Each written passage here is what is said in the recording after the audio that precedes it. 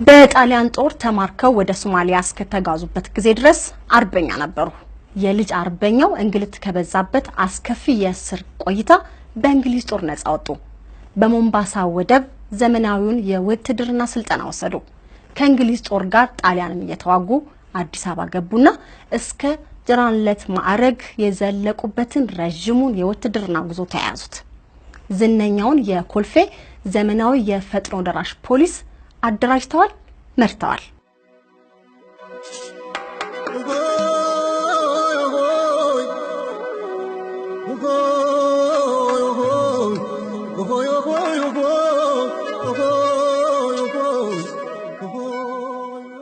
የመሰረታዊ ትምህርት እድል ላላገኘው ህብረተሰብ ትምህርትን ለማዳረስ በሚል መርህ የተቋቋመውን የፊደል ሰራዊት በመምራትና በማስፋፋት ረገድ ከፍተኛ ሚና ተጫውተዋል። በሀገራችን የታሳሱ ግርግር በመባል የሚታወቀው በኃይለ ሥላሴ መንግስት ላይ የተቃጣውን ኩዴታ በማክሸፍ ረገድ ቁልፍ ሚና ተጫውተዋል። ታዋቂውን የነጻነት ታጋይ ኔልሰን ማንዴላን በሽምቅ ውጊያ አሰልጥነዋል፣ አስታጥቀዋል። በቀዳማዊ ኃይለ ሥላሴ መንግስት ውስጥ ስር የሰደደውን የዘር መድሎና የብሔር ጭቆናን በመቃወም ታገሉ፣ ሸፈቱ። 4 ጊዜ ሸፈቱ። መጀመሪያ በጣሊያን መንግስት ላይ ሸፈቱ፣ 2 ጊዜ በኃይለ ሥላሴ መንግስት ላይ ሸፈቱ፣ 4ኛውንና የመጨረሻውን ደግሞ በደርግ ላይ ሸፈቱ።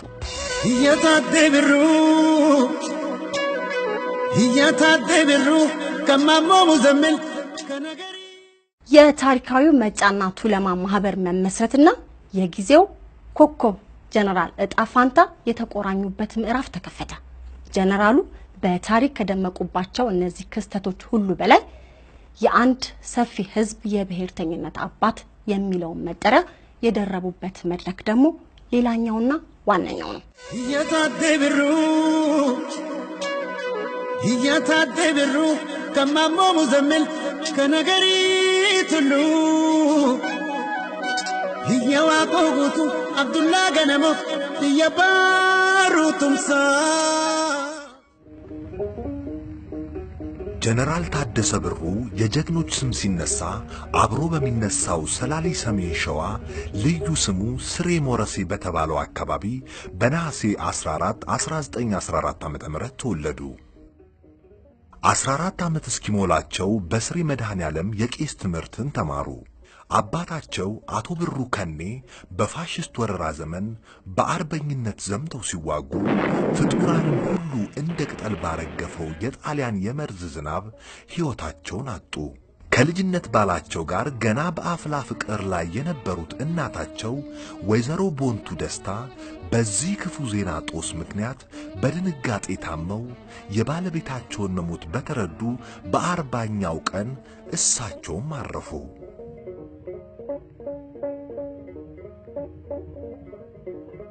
በባዕድ ወረራና ጦርነት በተረበሸ ሀገር ውስጥ ያለ አንዳች መጠጊያና ደጋፊ ብቻውን ለቀረው ታዳጊ ወጣት ታደሰ የዕለት ጉርስን ማግኘት ከባድ ሆነ።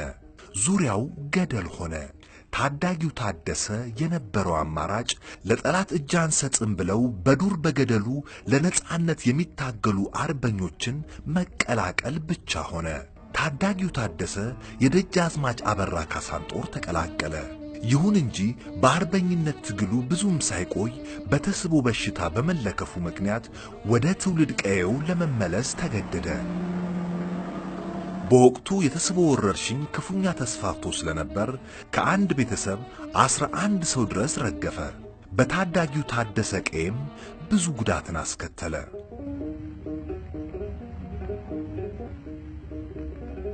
ታዳጊው ወጣት ታደሰ ብሩ ከዚህ የወረርሽኝ መቅሰፍት ተርፎና አገግሞ ከሌሎች የአካባቢው ወጣቶች ጋር ከአርበኛው ራስ አበበ አረጋይ ጦር ጋር ለአርበኝነት ትግል ተቀላቀሉ።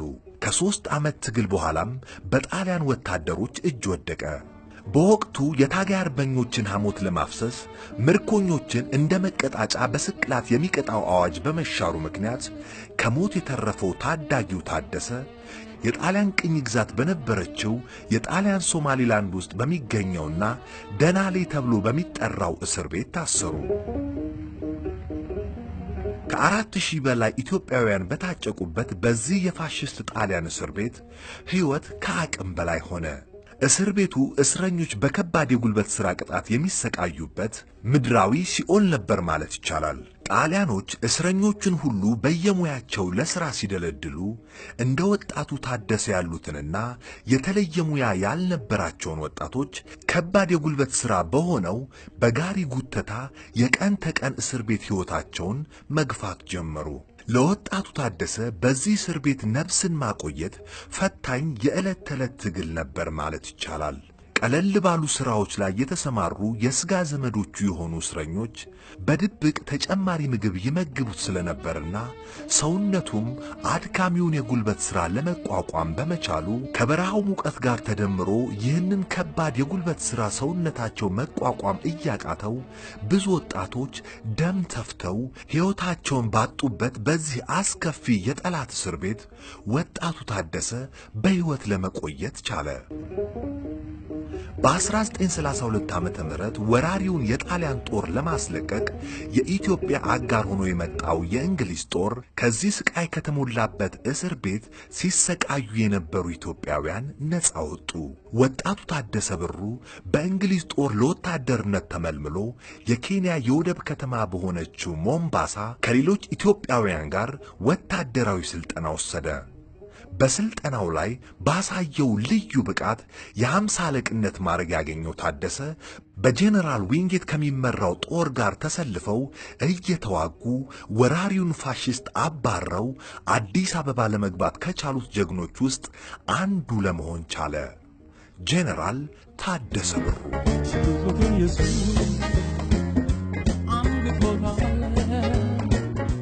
ከረጅም ዓመታት የእስርና የእንግልት የትግልና የአርበኝነት ሕይወት በኋላ በዕድሜና በሕይወት እየበሰለ የመጣው ታደሰ ብሩ በመደበኛ ሰራዊት አባልነት አዲስ የሕይወት ምዕራፍ ጀመረ። በ1934 ዓመተ ምህረት ምድብ ስፍራቸው በነበረው ምዕራብ ሐረርጌ ጭሮ ከባለቤታቸው ከወይዘሮ ወርቅ አበባ መድህን ጋር ትዳር መሰረቱ። ለ8 ዓመታት ልጅ ሳይወልዱ ቢቆዩም በ1942 ዓመተ ምህረት የመጀመሪያ ልጃቸውን ምስራቅን፣ ከዚያም ፀሐይን፣ በለጠን፣ ካሳን፣ ሙሴን፣ ማርታንና ሌሎች 3 ልጆች ያፈሩበትና እስከ 1953 ኩዴታ ማግስት ድረስ 8 ልጆች ያፈሩበት የትዳር ሕይወታቸው እስከ መጨረሻው ድረስ የሰመረ ነበር። ከልጆቻቸው በተለይ ካሳ የአባቱ መልካም ሳያ ነበር ማለት ይቻላል። አባቴ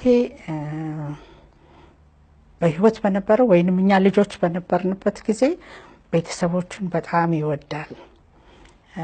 ለቤተሰቦቹ የተለየ እንትን አስተያየት አለው። በጣም የሚሳሳ ቤተሰብ ፍቅር አለው እና አስተያየት እንዴት ነው በጣም የሚራራ ነው። ጨካኝ አባት አይደለም። እንደ አባትነት እንደ አባት ልጅ አባቱን ይቀጣል። እኔ አባቴ ዱላ እንደዚህ አድርጎ አሳርፎብኝ አያውቅም። እንደውም አንዳንድ ጊዜ ከተቆጣኝ በጣም ብዙ አዝናለሁ፣ አለቅሳለሁ፣ ምን እላለሁ። ግን እንደዛን አይነት አይደለም።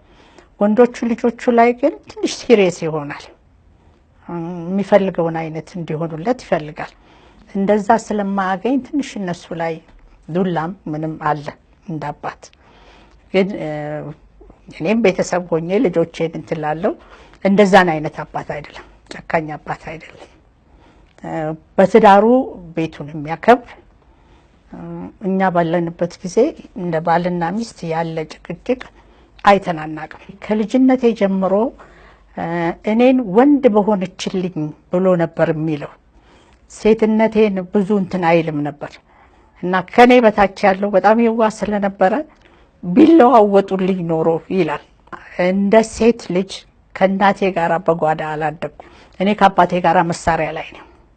መሳሪያዬን ጥረጊልኝ፣ መሳሪያዬን ተኩሼበታለሁ፣ መሳሪያዬን አስተካኪልኝ፣ ልብሴን አስተካኪልኝ ይላል። በትርፍ ሰዓቱ አባቴ ከኛም ጋራ ካርታ ይጫወታል፣ መጽሐፍ ያነባል። ብዙ ጊዜ ግን ባይብል ነው የሚያነባል። ባይብል ያነባል፣ የውጭ መጽሐፎች ያነባል፣ ታሪክ ያላቸውን እና ሚሊተሪ ነክ የሆኑ ነገሮች ያነባል። ጋዜጣ መስሪያ ቤቱ ነው እንትን የሚለው፣ ያነበበውን ይዞ ወደ ቤት ያመጣል ለኛ እንድናነብ። እኛ ግን ጋዜጣ አንባቢዎች አይደለንም። ነገሩ እሱ ወደኛ ያመጣል። ትርፍ ሰዓቱን ካለ ከባለቤቱ ጋራ ካርታውን አሁን እኛም ልሷም አብረው እንጫወታለን። ምን እንላለን ቤት ውስጥ። ግን ወደዚህ መጫና ቱለማ ወደ ፖለቲካው ከገባ በኋላ አባባ በጣም የተለየ ሰው ነበር። ማለቴ ለእንደዚህ አይነት ጊዜ የለውም።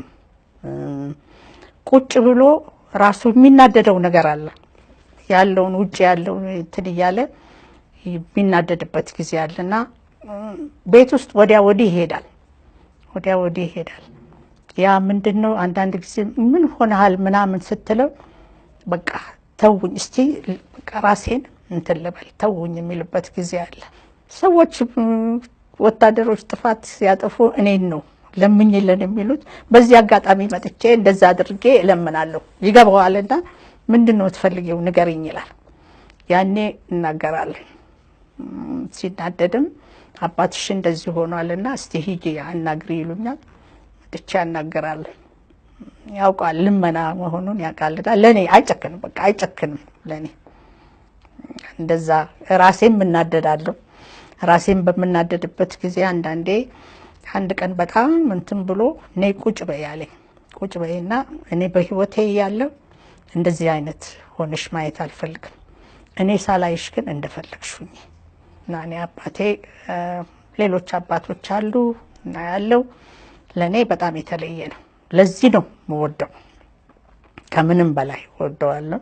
እሱም ያውቃል። ጨካኝም ነች ይለኛል አንዳንዴ። ትንሽ እንግዲህ ከሱ እንትን ያልኩት ነው እንግዲህ ጎበዝ ነሽ እየተባልኩ ስላደኩኝ ጭከናውም ከዛ ይመጣ ሊሆን ይችላል። ምንም ነገር አልፈራም።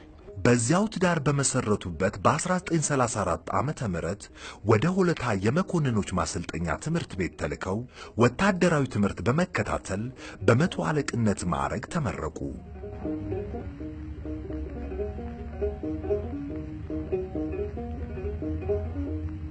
ከ1940ዎቹ አጋማሽ በኋላ እንግሊዞች የሚሊተሪውንና የሲቪሉን አስተዳደር ለኢትዮጵያውያን አስረክበው ሲወጡ የመጀመሪያው ኢትዮጵያዊ ፖሊስ ኮሚሽነር ሆነው የተሾሙት ጄኔራል ጽጌ ዲቡ ቀደም ሲል በእንግሊዝ ታቅዶ ሳይተገበር የቆየውን የፈጥኖ ደራሽ ፖሊስ የማቋቋም ሥራ በንጉሡ ትእዛዝ ተግባራዊ ለማድረግ ሲነሱ በወቅቱ በሐረር ጦር ሰራዊት ውስጥ የሶስተኛ ብርጌድ አስተዳደር ዘርፍ ኃላፊ የነበሩትን የያኔውን ሻለቃ ታደሰ ብሩን ለዚህ ኃላፊነት መረጧቸው።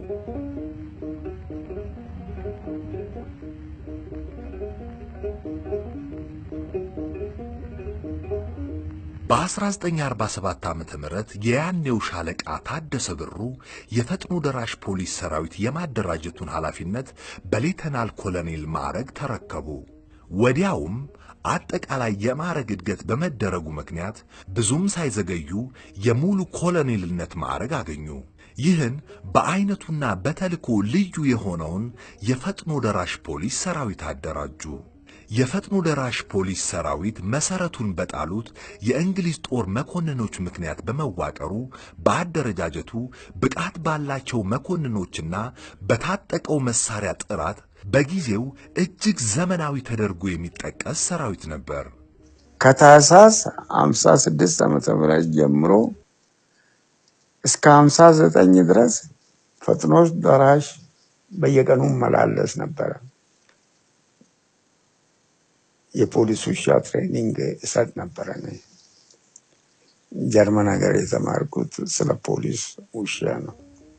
የፈጥኖ ደራሽ ሰራዊት አዛዥ የሆኑት ኮሎኔል ታደሰ ብሩ ለዋናው ፖሊስ ሰራዊት ምክትል አዛዥ በመሆን በሁለቱም የኃላፊነት ደረጃዎች በከፍተኛ ትጋትና ብቃት ማገልገል ጀመሩ።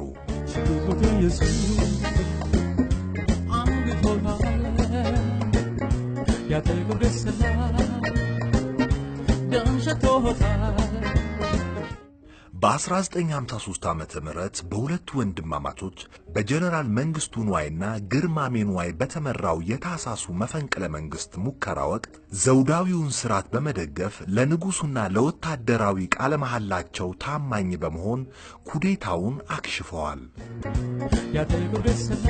የያኔው ኮሎኔል ታደሰ ብሩ ቀድሞ መረጃ ለማግኘት በመቻላቸው የአማጺውን የክብር ዘበኛ ጦር በአራተኛው ክፍለ ጦር ላይ ጥቃት ሊሰነዝር ያቀደበትን ሚስጥርና ወሳኝ ሰዓት በማወቃቸውና ሌሎችን በማስጠንቀቃቸው የአራተኛው ክፍለ ጦር ሰራዊት ከስፍራው አፈግፍጎ እንዲመሽግ ተደረገ። በክፍለ ጦሩ ላይ የታለመው የከባድ መሳሪያ ውርጅብኝም በባዶ ካምፑ ላይ አረፈ። ኮሎኔል ታደሰ ብሩ በኩዴታው ምክንያት በጦሩ መካከል ተፈጥሮ በነበረው ግጭት የብዙ ሰው ሕይወት አተረፉ። ዴፊኒትሊ ክብር ዘበኛ ያሸንፋል የሚል እምነት ነው የነበራቸው። ይሄ ነገር ያንም ጥርጣሬ ነበረ። ፖሊሶች ውስጡ ነበሩ ተብሎ ጥርጣሬ ነበረ። የጀነራሉ ቃል ነው ያረጋገጠልኝ። እንዲህ ያለ ኩዴታ ውስጥ እኮ ያን ጊዜ ምን ነበርኩ ብሎ ጊዜው ካለፈ በኋላ ይነገረኝ። ጀነራል ታደሰ እንግዲህ ሊያቋርጡ የቻሉበት ምክንያት ወታደሩ ነገሩ ከመግለጻቸው በፊት እንዲህ ያለ ነገር አለና ምን እናድርግ ብሎ ጦር ሰራዊትና ክብር ዘበኛ ተፋጧል። እኛ ምን እናድርግ እዚህ መካከል ምንን እንያዝ ብሎ ይጠይቋቸዋል። ፈጥኖ ደራሾችን ሰብስቦ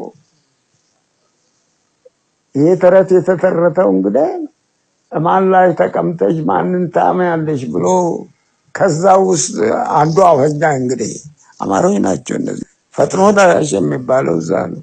ትንሽ የሰላሌ ኦሮሞዎችና መራቤቴዎች አሉበት። በዚህ ምክንያት ጀነራል ታደሰ ምንም አማራጭ የላቸው። ምን ታደርጋል? እንኳን አባባ ጀነራል ጽጌ የሉበትም። ይሄንም መናገር ይችላሉ። የሉበትም። አባባ ሌሊት ላይ ነው። እኔ እንዳጋጣሚ አዳር ትምህርት ቤት ነበር የምማረው እና መጥቼ እነሱ መኝታ ቤት ነው የነበርኩት ያደርኩት። ሌሊት ላይ ነው መጡ የፖሊስ እንትኖች ኮሎኔሎች በሱ እንትን ያሉ እና ተነስ ብለው አንኳኩ።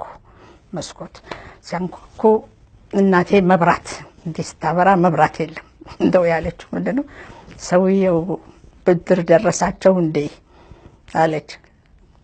አልሆየሉ አልነበረም ብድር ደረሳቸው እንዴ አለች። ከዛ አባባ ተነስ ታደሰ ስብሰባ ጀነራል ጽጌ ፖሊስ ጠቅላይ እዚህ ሜክሲኮ ጋር ይፈልጉሃል ና አሉ። ሲሉት ለመልካምም ይሆን ለጥሩ ልብሴ ለብሼ ነው የምወጣው፣ አልወጣም አላቸው። እንግዲያውስ እሺ እዛ እንጠብቅሃለን አሉ። ሌሎቹን የሱ በታች ያሉትን ቅስቀሳ ሄዱ። አባባ ለበሰ፣ ተነሳ፣ መሳሪያውን ያዘ፣ ወጣ። እዛ ሲደርሱ 6 ኪሎ አካባቢ ሲደርሱ ሁለቱ ረዳቶቻቸውን መኪና ውስጥ በመተው ምናልባት አንድ ነገር ከተፈጠረ ብሎ ኮዲም ተለዋውጦ ምናልባት ተይዞም ከኋላቸው ከሄዱ በእሳቸው ትእዛዚውን በግዳጂውን የምለውን በኮድ ተለዋውጦ እሳቸው መኪና ውስጥ ቲቷቸው ሄዱ። ሲሄዱ ጀነራል ጽጌ ዲቡን እዛ አገኟቸው። ጀነራል ጽጌ ዲቡ የፖሊስ ዋና አዛዥ ናቸው እና ጀነራሉን ሲያዩ ፊታቸው ጥሩ አልነበረም፣ ተለወጠባቸው። ጀነራል መንግስቱ ያሏቸው ምንድነው ጀነራል ታደሰን የጦር ሰራዊት በንጉሱ ላይ ስላመፀ አብረን ተባብረን ይህን መመከት አለብን የሚል ነገሯቸው። ጀነራል ታደሰም ቃለ መሃላ የገባ ነው ለዚህ ነው፣ ስለዚህ ተልዕኳችንን እንወጣለን የሚል መልስ ሰጡ። በዛን ጊዜ ጀነራል ጽጌ ድቡም ነበሩ። ስለዚህ ሂድና ጦርን አዘጋጅ፣ አብረን ጦር ሰራዊትን እንመክታለን በንጉሱ ላይ ስላመፁ የሚል ንግግር አደረጉ። በዚህ ሰዓት ጀነራል ጽጌ ድቡ በአይናቸው የእምቢታ ምልክት ሰጧቸው። እሳቸው ግን እንዳላዩ አድርጎ ንግግራቸውን ቀጠሉ። ለምን አደጋ ነበረው፣ እውነታውን ሊረዱ ቻሉ ማለት ነው። ጀነራል ጽጌ ድቡም በፍላጎታቸው እዛ እንዳልተገኙ፣ ፖሊስ አዛዥን በፍላጎቱ እዛ እንዳልተገኘ በዚሁ ተረዱ። ስለዚህ የሰጡት መልስ ምንድነው? ኃይሌ የተበታተነ ስለሆነ እጄ ማሰባሰብ አለብኝ አሏቸው። ሌሎች ከጀነራል መንግስቱ ጋር የነበሩት አይ እዚሁ ከኛ ጋር ቢቆይ ይሻላል የሚል ሀሳብ አነሱ። ጀነራል መንግስቱ ደግሞ እዚህ ቆይቶ የሚያግዙን ነገር ከሌለ ሂዶ ኃይላቸውን ቢያሰባስቡ ይሻላል የሚል ሀሳብ አቀረቡ። ጀነራል ታደሰ ይህንን ተጠቅሞ ቶሎ ከአካባቢው መሄድ እንዳለባቸው ተገንዝቦ እሺ ብሎ ወጡ።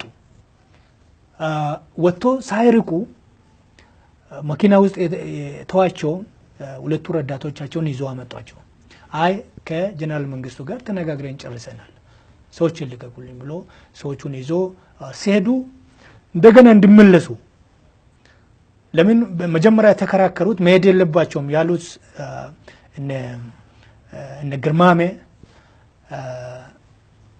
ሀሳብ የበላይነት አገኝቶ እንዲመለሱ የቀረ ጉዳይ ስላለ እንዲመለሱ ከርቀት ጥሪ ደረሳቸው። ግን እንዳልሰሙ ሆኖ መኪናቸው ውስጥ ገብቶ በአስቸኳይ ወደ ኮልፌ ተመለሱ። ኮልፌ እንደደረሱ ኢመርጀንሲ ፊሽካ ነፍቶ ግቢው ተዘጋ።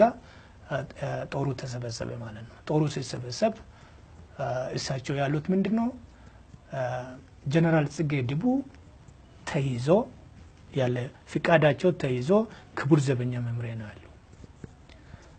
የክቡር ዘበኛ በንጉሱ ላይ አምፀዋል። የጦር ሰራዊትን አናቅም፣ ስለዚህ ሀሳባችሁን ውሳኔያችሁን አሳውቁኝ አሉ። በዚህም ትንሽ ከተከራከሩ በኋላ ፖሊሳዊ ግዳጃችንን እንወጣለን፣ ቃል ኪዳን የገባውን እንወጣለን አሉ። ይህ በእንዲህ እንዳለ ጀነራል መንግስቱ አሁን ሁለት ወታደሮችን ላኩባቸው ወደ ኮልፌ። ወታደሮቹ ጀነራል መንግስቱ በአስቸኳይ እንዲመጡ ብለዋል። የቀረ ጉዳይ የምንነጋገረው የቀረ ጉዳይ ስላለ በአስቸኳይ እንዲመጡ የሚል ከጀነራል መንግስቱ ጋር የነበሩ እነ ግርማሜ እነ ኮሎኔል ወርቅነህ ገበየሁ ታደሰ ከዚህ መሄድ የለበትም፣ እሱን መልቀቅ ማለት ትልቅ ስህተት ነው ብሎ ጀነራሉን ስላሳመኑት መልሶ ሊይዟቸው እዛው እሳቸው ጋር እንዲቆዩ ክቡር ዘበኛ መምሪያ እንዲቆዩ ለማድረግ ነበር ሀሳባቸው። ስለዚህ እሺ ብሎ በግቢ ውስጥ በመዘዋወር ቦታ ቦታ ካስያዙ በኋላ ሁሉንም ነገር ካደራጁ በኋላ ጠባቂዎቻቸውን እነኚህን ሁለት ሰዎችን በቁጥጥር ስር አውሎ የሚል ትእዛዝ ሰጡ። በቁጥጥር ስር ዋሉ ሁለቱ ወታደሮች ከክቡር ዘበኛ የመጡ ማለት ነው። ሲፈተሹ መሳሪያ ታጥቀዋል እና ተመርምሮ ሲጠየቁ እሺ ብሎ ከመጡ ጥሩ፣ እምቢ ካሉ ግን እርምጃ ወሰዱባቸው የሚል ትእዛዝ እንደተሰጣቸው አመኑ። እዚህ ሁለቱ ሰዎች እዛው ታስረው ቀሩ። ነገር ግን ጀነራል መንግስቱ ሁለቱ ሰዎች የተላኩት ሁለቱ ሰዎች ምን ላይ እንደደረሱ አላወቁ። ስለዚህ ጀነራል ጽጌ እዛው ክቡር ዘበኛ መምሪያ ነው ያሉት እና በተዘዋዋሪ የፖሊስ አካል የሆነ የፈጥኖ ደራሽም በጀነራል ጽጌ ድቡ ስር ነው እንግዲህ ያለው። ጀነራል ታደሰን በሳቸው ስር ነው ፖሊስ ስለሆኑ ማለት ነው። ስለዚህ በተዘዋዋሪ ፈጥኖ ደራሽም ከነሱ ጋር እንደሆነ ገምቶ ይሆናል ምንም ሪአክሽን አልሰጡም። በዚህ መሃል የጦር ሰራዊቱ ከጀነራል ታደሰ ጋር ግንኙነት ይመሰርታል።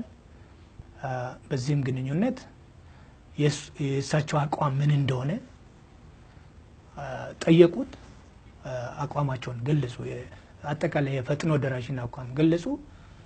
ከንጉሱ ጋር እንደሆኑና ፖሊሳዊ ቃለ መሃላቸውን እንደሚያከብሩ በዚህም ጦር ሰራዊቱ በጣም ተደሰተ። ስለዚህ ክቡር ዘበኛ ፈጥኖ ደራሽ አሁንም ከክቡር ዘበኛ ጋር እየተባበረ እንደሆነ አድርጎ ነው የወሰዱት። ስለዚህ በጦር ሰራዊት ላይ የማጥቃት ዘመቻን ለመክፈት ስሉ ደውሎ በዚህን ሰዓት ማጥቃት እናካሂዳለን፣ ያንተ ጦርም በዚሁ መሰረት በጥቃቱ እንዲሳተፍ የሚል መልእክት ደርሳቸዋል። ስለዚህ ይህንን መልእክት ለጦር ሰራዊት አዛዦች በዚህን ሰዓት ነው ክቡር ዘበኛ ጥቃቱን የሚጀምረው። በአራተኛ ክፍለ ጦር ላይ ዋና ማዘዣቸው እዛ ነበር። በዚህን በ8 ተኩል ጥቃት ይጀምራል ተብሏል ብሎ መረጃውን ሰጠዋቸው። ስለዚህ እነ ጀነራል መሪድ እነ ጀነራል ከበደ ገብረ ማዘዣ ጣቢያቸውን ለቆ አፈገፈጉ ወደ ጫካ። ስለዚህ በተባለው ሰዓት ክቡር ዘበኛ ጦር ጥቃቱን ጀመረ ማለት ነው። እነሱ ቀድሞ መረጃ ስለደረሳቸው ሸሹ። ስለዚህ እሳቸው የጦር ሰራዊቱ እንዳያሸንፍ ከፍተኛ ሚና ተጫውተዋል። በተጨማሪም ደግሞ አውሮፕላን ማረፊያውን አካባቢ የተቆጣጠሩት የእሳቸው ሰራዊት ነው። እዛም አብሯቸው ሊቆጣጠር የመጣውን የክቡር ዘበኛን ጦርን በቁጥጥር ስራቸው አድርገው ሙሉ በሙሉ አካባቢውን ለመቆጣጠር ቻሉ። እዛ ውስጥ የነበረው አውሮፕላን አለ። አውሮፕላኑ መገናኛ ተገጠመልን ነው። በዛ ምክንያት ከንጉሱ ጋርም ግንኙነት ለመፍጠር ተቻለ። በዚያች ቀውጢ ሰዓት ጀነራል ጃጋማ ኬሎ ቤተ መንግስቱን፣ የወቅቱ ኮሎኔል ታደሰ ብሩ ደግሞ የሚመሩትን የፈጥኖ ደራሽ ሰራዊት በማንቀሳቀስ የአየር ማረፊያውን ተቆጣጠሩ። ሽጉጥ መትረየስ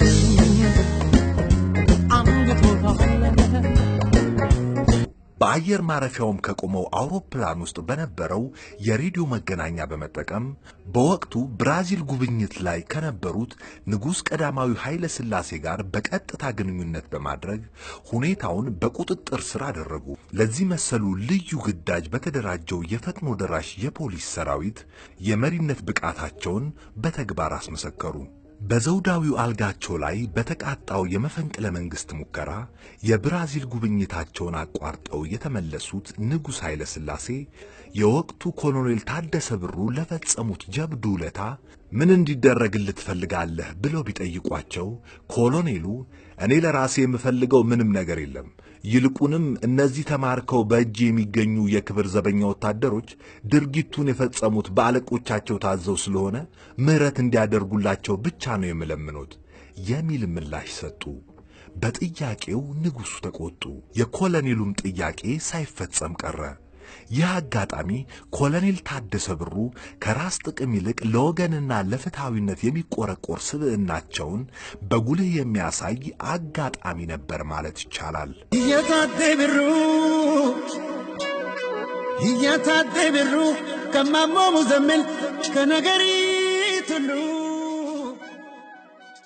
ያንን ጊዜ ጃንሆይ ሲገቡ ውጭ ሀገር ሄዶ ነበር። እሳቸው በሌሉበት ቦታ ነው የተሞከረው ሙከራው። ሲመለሱ ያን ታደሰ ደግሞ ፈጥኖ ደራሽ ይዞ ጦር ኃይሉንና ክፍለኛን ይዋጉ ነበር፣ ያጠናቅቁ ነበር፣ ይነጋገሩ ነበር። ሲነጋገሩ ወንድሜ ከኦኪሶኪ ከሚሉት እንትን ፓርላማ የሚሰራ ወንድሜ ቃላቸውን ተቀብሎ ነግሮኛል። ያን ታደሰ ብሩና ጃንሆይ ሲነጋገሩ ሰማሁ። ምን ብሎ በርሳ ይዞ ብረታን መልስላለ እሳቸው ነግሮኛል። የፖሊስ ሰራዊት ዋና አዛዥ የሆኑት ጀነራል ጽጌ ዲቡ በ1953 ዓ.ም በኩዴታው በመገደላቸው ምክንያት በተፈጠረው ክፍተት ኮሎኔል ታደሰ ብሩ እስከ 1955 ዓ.ም የፖሊስ ሰራዊትና የፈጥኖ ደራሽ ፖሊስን ደርበው በመምራት አገለገሉ። የንጉሱን ዙፋን ከኩዴታ ካዳኑ ከሁለት ዓመት በኋላ የብርጋዴር ጀነራልነት ማዕረግ አገኙ። ለነበሩበት የኃላፊነት ቦታ የሚገባውን የሙሉ የፖሊስ ኮሚሽነርነት ሹመት ሳያገኙ የማዕረግ እድገትም ሳይደረግላቸው ለ8 ዓመታት በታማኝነት አገለገሉ።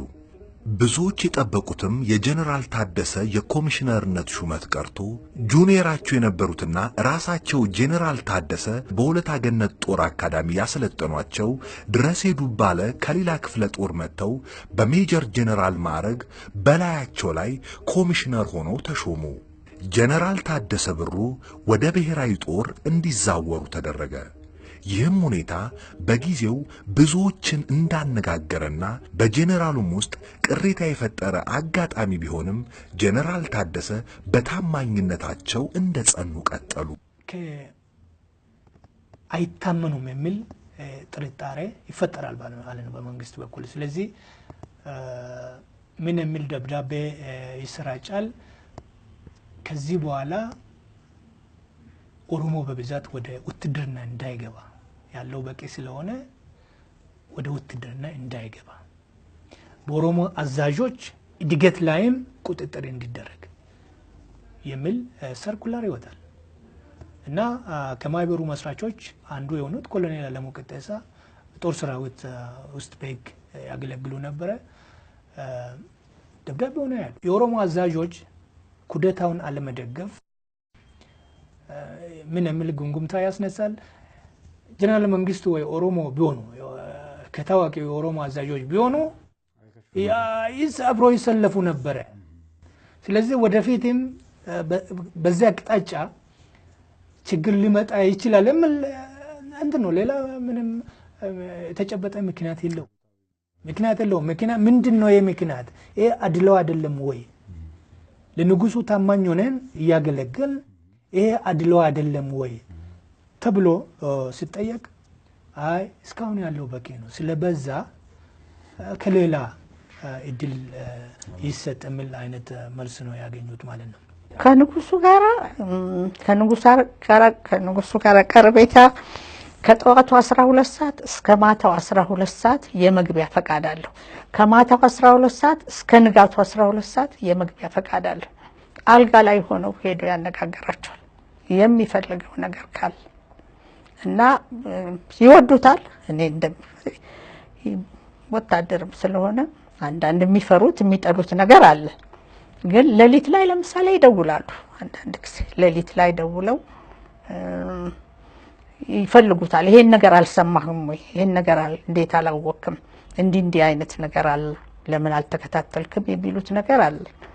እኔ በዛን ጊዜ አዳሪ ትምህርት ቤት ነበር መማረውና ከአዳሪ ትምህርት ቤት ስመጣ እነሱ መኝታ ቤት ተኛለሁ፣ አባቴ መኝታ ቤት እና ራሴም አንድ ቀን አንስቼ ስልክ ሰጥቼው ተነስቶ ቆሞ ሲያናገራቸው እኔ ስቅ ነበር።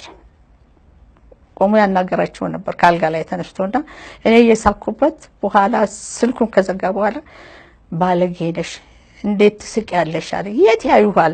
አልጋ ላይ ተኝተህ ብታናገራቸው የት ያጋሉ? የት ያያሉ ብዬ ስል እሳቸው ባያምን ያየኛል። ስለዚህ እንደዚህ አይሆንም ብሎ በቃ እኔን ነው የተቆጣው። እንግዲህ እና ፍቅር ያላቸው ይወዱታል። እንደ ሌሎቹ እንደሳቸው ባለስልጣኖች ሌባ አይደለም፣ ጉቦኛ አይደለም፣ ተርመጥማጭም አይደለም። ተርመጥማጭና ይሄ እንትን የሚል አይደለም። ስራውን ያከብራል፣ በስራው ይተማመናል። ሌላ እንትን የሚለው ነገር የለም። ይሄ እንዲህ ነው ይሄ ምናምን የሚል የለም። እግዚአብሔርን ይፈራል። ደሃን ይወዳል። አባቴ ደሃን ይወዳል። በገንዘብ የማይገዙ በስልጣን የማይገዙ በምንም ደግሞ ተፈጥሯቸው ርኅሩህ ናቸው። ጨካኝ አይደሉም። ለኦሮሞ ሕዝብ እንደዚህ የሚያዝኑ ከዝርያ የተነሳ ሳይሆን ከርኅራኄ የኦሮሞ ሕዝብ ላይ የሚደርሰው እንትን በማየት ነው እሳቸው ይቆጩ ነበር። ከፍተኛ ስብሰባ ላይ ሆነ ምንድነው ትግላችን የምንታገለው እምነት እንዲኖር የኢትዮጵያ አንድነት በምንም አይነት በኢትዮጵያዊነታችን አምነን ትግሉን እናካሂድ። ኢትዮጵያዊነት የሁላችንም እና እንታገል። ይሄ መገንጠል ነገር ጨርሷል። በኢትዮጵያዊነታችን እንታገል አሉ። ከሁሉም የሥራ ባልደረቦቻቸው ጋር መልካም ግንኙነት የነበራቸው ጀነራል ታደሰ በተለይም በወቅቱ ጠቅላይ ሚኒስትር ከነበሩት ከአክሊሉ ሀብተወልድ ጋር መልካም ወዳጅነት የነበራቸው በመሆኑ በሚደርስባቸው መሰል አስተዳደራዊ በደሎች ጠቅላይ ሚኒስትሩ ያጽናኗቸው፣ ይደግፏቸውና ያበረታቷቸው ነበር። ጀነራል ታደሰ ለሥራ ጉብኝት ወደ ጀርመን ሀገር በተጓዙበትም ወቅት ጠቅላይ ሚኒስትር አክሊሉ ለስንቅ እንዲሆናቸው ከኪሳቸው $600 አውጥተው እስከ መስጠት ድረስ የደረሰ ወዳጅነት ነበራቸው። ጠቅላይ ሚኒስትሩ ያንን የኦሮሞ ኬስ ከመናገራቸው በፊት ጠቅላይ ሚኒስትሩ ከተማ ይፍሩ አባባ በጣም ወዳጆች ነበሩ። በጣም የቅርብ ወዳጆች እና አንዳንድ ጊዜ እንደውም ጠቅላይ ሚኒስትሩ አሉ ብሎ የሚለው ነገር አለ። እኔ እኮ የስም ጠቅላይ ሚኒስትር ነኝ የሚሉት ነገር ነበር እና ሚሊተሪ ስለሆነ አባባ በዛ የሚፈልጉት ነገር ያለ ይመስላል። እንዴ ራሳቸው ጥበቃው እኮ አንድ ነገር አክሊሉ ቢደውል እኮ ጀነራል ታደሰ ወታደር ይልካሉ። በጣም ኃይለኛ ወታደር ነበር እኮ። መሳሪያቸው ሌላ ነው፣ አውቶማቲክ የሚተኩስ ነው የሚፈጽሙ ዘራሽ። ትጥቃቸው ሌላ ነው። ከእስራኤል ሰለጠኑትን በሙሉ አፕላዝ አምጥቶ ስራ ላይ አውሎ ለዚህ ነው ጀነራል አክሊሉ ወዳጅ ሆነው ሲመላለሱ እንግዲህ ሌላ ነገር አመለጣቸው እንጂ ወዳጅነታቸው በዛ መልኩ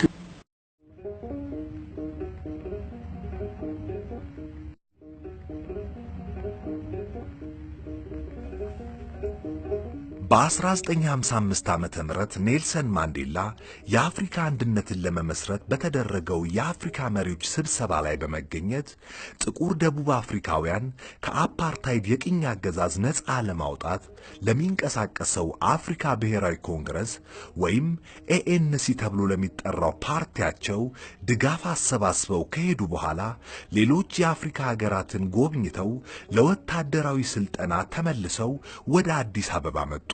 በጊዜው ዴቪድ ሞሶማይ በሚል ስም ይንቀሳቀሱ የነበሩት ኔልሰን ማንዴላ በኮልፌ ፈጥኖ ደራሽ ፖሊስ የሽምቅ ውጊያ ወታደራዊ ስልጠና ወስደዋል።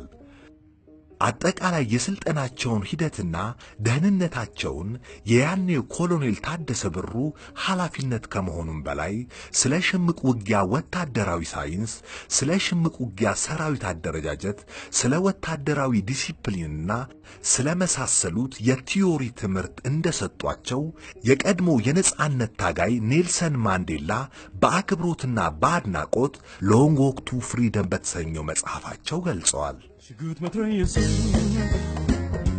አንገቶታል ያጠቁ ገጽታ ደም ሸቶታል። ሽጉጥ መትረየሱ አንገቶታል ያጠቁ ገጽታ ደም ሸቶታል። ዛሬ ለዓለም ሁሉ የነጻነት ተምሳሌት የሆኑት ታላቁ ኔልሰን ማንዴላ እንደ ዛሬው ስማቸው ሳይገን ያኔ በእንግድነት በቆዩባት አዲስ አበባችን በተራው ሕዝብ ዘንድ ጨርሶ አይታወቁም ነበር።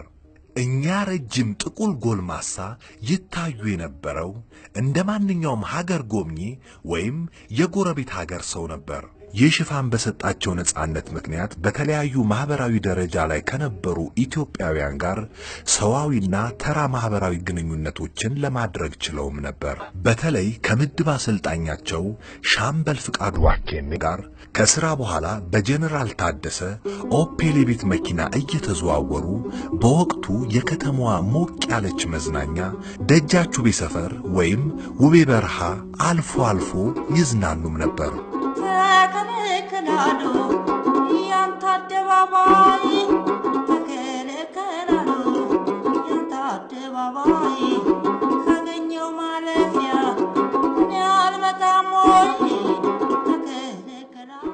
የጊዜዋን ዝነኛ አቀንቃኝ ሜሪ አርምዴ የምሽት ክበብ አልፎ አልፎም ይጎበኙ ነበር። ሜሪ አርምዴም ከማንዴላ ጋር በተለያየ ጊዜ ስትጨዋወት እንቅፋት እየሆነ ያስቸገረውን የቋንቋ ልዩነት እያማረረች አንተ ሰው እኔ የምለው አይገባህ የምትለው አይገባኝ ግራ ይግባህና ግራ እንዳጋባኸኝ ስትል በፍቅር የቀለደችባቸው ዛሬም ድረስ ሲነገር ይሰማል። ግራ ግባህና ግራ እንዳገባኸኝ ሜሪ አርምዴ ስትነሳ ሌላይቷ ደቡብ አፍሪካዊት ኮከብ የሙዚቃ አቀንቃኝና የነጻነት ታጋይ ማርያም ማኬባ ትታወሳለች። የደንቱ ትዘለኝ ካንቺ ቤት ለየቴ ያንገበገበ ይዛለኝ የደንቱ ሀሳብ ይልታ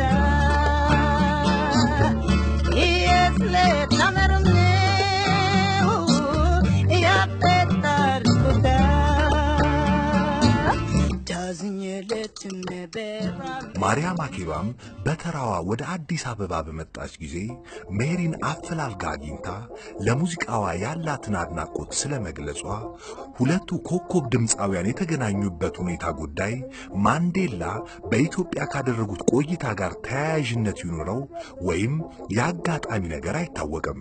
የሆነ ሆኖ እነዚህን መሰል አዝናኝ ታሪካዊ ጉዳዮች መታሰቢያቸው ሲጠፋ የቀረው ማስታወሻ በራስ ሆቴል የሚገኘው ማንዴላ ያረፉበት መኝታ ክፍል ዛሬም ድረስ የማንዴላ ክፍል እየተባለ በሆቴሉ ማህበረሰብ ሲጠራ መሰማቱ ብቻ ነው።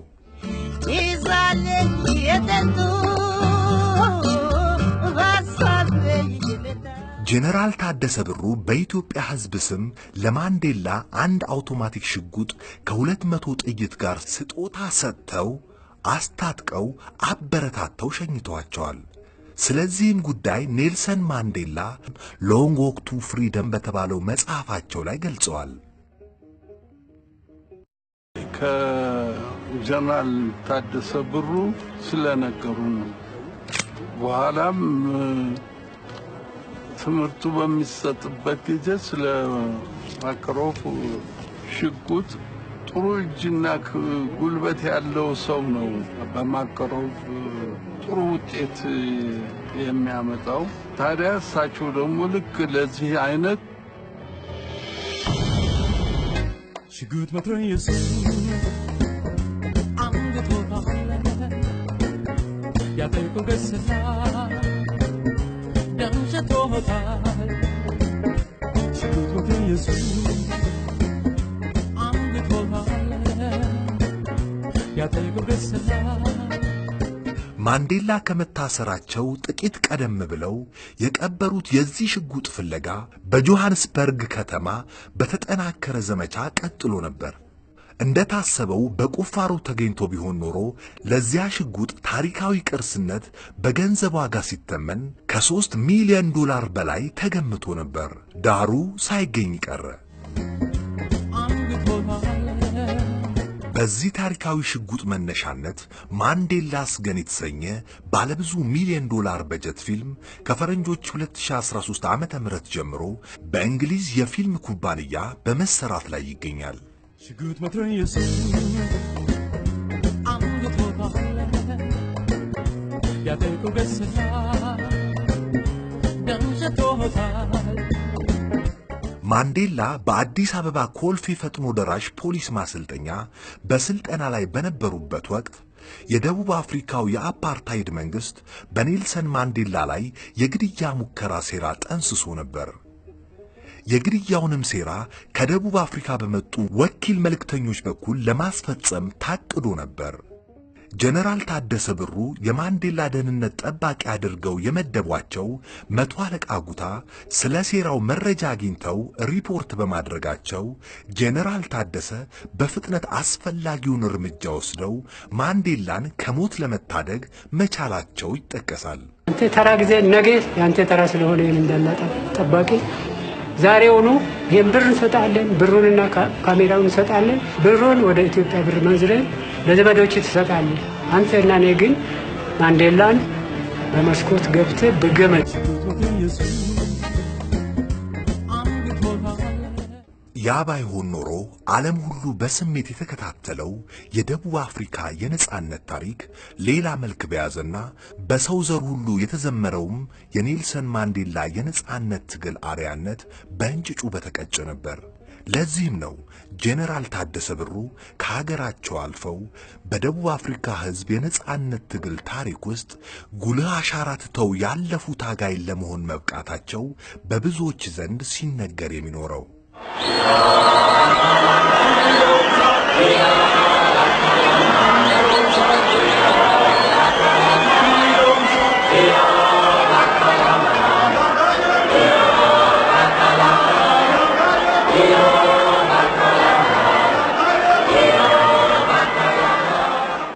ኢትዮጵያ ሁሌም በልቤ ውስጥ የተለየ ስፍራ ያላት ሀገር ነች።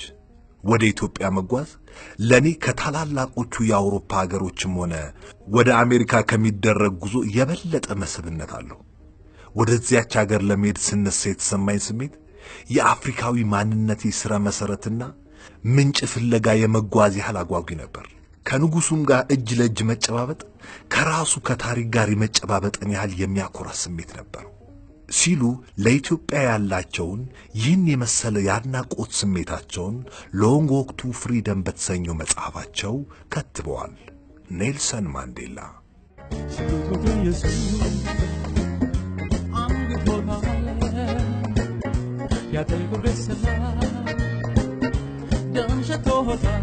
የሽምቅ ውጊያ ወታደራዊ ሳይንስን ከጄኔራል ታደሰ ብሩ የተማሩት ማንዴላ ከጄኔራል ታደሰ ጋር በነበራቸው ቀረቤታ በሀገራቸው በደቡብ አፍሪካ ስለነበረው ወቅታዊ የፖለቲካና ማህበራዊ ህይወት ስለነበረው የዘር ጭቆና የመሳሰሉ ጽንሰ ሐሳቦች ሐሳብ የተለዋወጡበት ለጄኔራል ታደሰ ተጨማሪ ግንዛቤ የፈጠረ አጋጣሚ ነበር ማለት ይቻላል።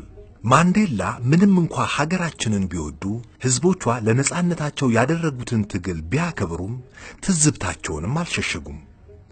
ወደ ጉዟችን መዳረሻ የንጉሱ መቀመጫ ከተማ ወደ ሆነችው አዲስ አበባ ስደርስ ግን ደንግጫለሁ። ከተማዋ ከጠበቅኩት በተቃራኒ ሆና ነው ያገኘኋት። ከቤተ መንግስቱ ከዩኒቨርሲቲውና ካረፍኩበት ራስ ሆቴል በስተቀር ሌላው የተቀረው እንዲያው ነው። ከተማዋ ባሏት ጥቂት የተሸረሸሩ መንገዶች ላይ ከመኪኖች ይልቅ በጎችና ፍየሎች ከሚተራመሱባት ጎዳናዎቿና አነስተኛ መጠን ያላቸው ህንጻዎቿ ጋር ስትታይ በጆሃንስበርግ ከማውቃቸው ዝቅተኛ መንደሮች ጋር እንኳን የምትወዳደር አልነበረችም ሲሉ አስፍረዋል። በንጉሱ ጠቅላይ መዳፍ ስር የነበረችው የያኔዋ የ50ዎቹ ኢትዮጵያ በዘመናዊነትና በሁለንተናዊ የልማት ጎዳና ወደ ኋላ የቀረች በመሆኗ ስለ ፍቅሯ ለማየት የጓጉት ኔልሰን ማንዴላ የነበረችበትን ነባራዊ ፖለቲካዊም ሆነ ኢኮኖሚያዊ ህይወት ሲገልጹ ኢትዮጵያ የነጻነት ተምሳሌትነቷን ያህል የዲሞክራሲ አርያም አልነበረችም። ምንም አይነት የፖለቲካ ፓርቲ የሌለባት እዚህ ግባ የሚባል ስልጣን ያለው የመንግስት አካልም ሆነ የስልጣን ክፍፍል ብሎ ነገር የሌለባት ንጉሱ ብቻ የህግና የሁሉ ነገር የበላይ ፈላጭ ቆራጭ የሆኑባት ሀገር ነች።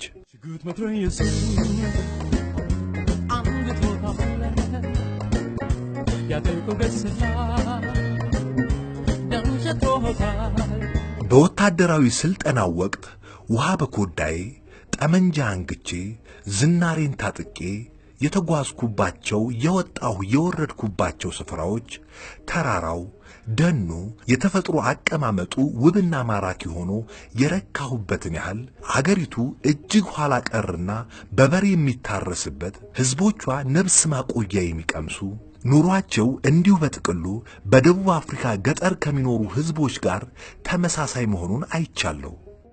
ድሆች በሁሉም ቦታ ከሚለያቸው ይልቅ የሚያመሳስላቸው ነገር ይበዛል ልበል ሲሉ በቆይታቸው ያስተዋሉትን ሕይወት ከላይ በተገለጸው መጽሐፋቸው ገልጸዋል።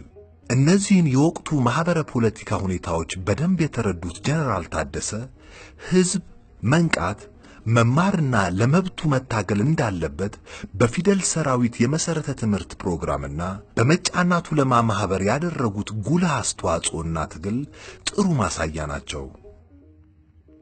ጀነራል ታደሰ ብሩ የፊደል ሰራዊት ፕሮግራም በመምራት ድሃውንና የመማር ዕድል የሌለው የማህበረሰብ ክፍል እንዲማር እንዲነቃ በብርቱ ሰርተዋል።